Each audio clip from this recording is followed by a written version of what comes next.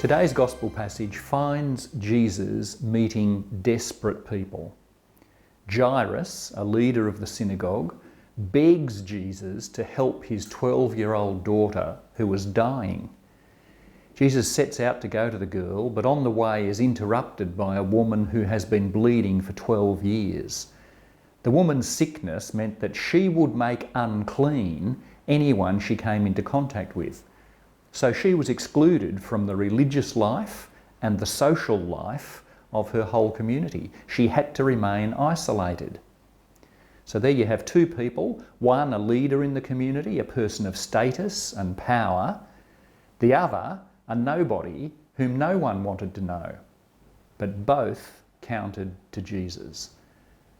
Amazingly, when the bleeding woman touches Jesus' cloak, she's healed. And healing means she can be part of the life of the community again. She belongs after 12 long years. No one is excluded by God. All count.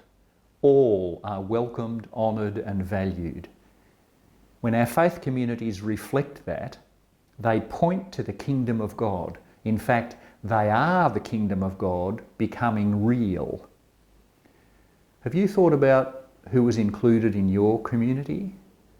Who is left out or not there or excluded, even unintentionally? What keeps them out? What pushes them away? Notice too that Jesus meets people at the deepest, most personal, most vulnerable places in their lives. The synagogue leader is beside himself that his little girl is dying. He stands to lose everything. The bleeding woman is at her wit's end after being isolated for 12 years. She yearns to get her life back. Making the kingdom of God real involves meeting people who are frightened of losing what they have, and people who desperately want to belong and have their lives turned around. Jesus responds to the deepest hopes of these two, and their faith is not in vain.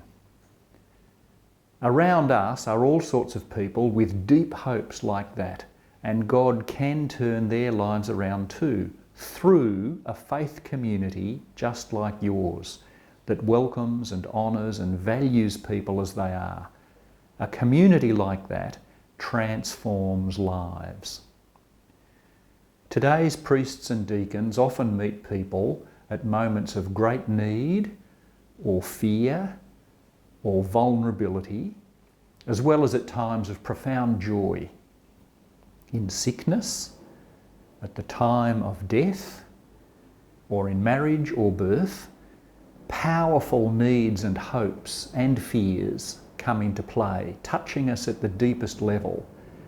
God has something to say at those moments which provides meaning to our lives and can turn things around.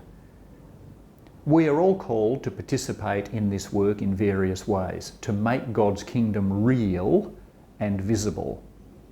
Some will do this as priests and deacons, others will do it as faithful lay people. This July, this Vocations month, think, pray and talk to others about what God might be calling you to be and to do for God's kingdom.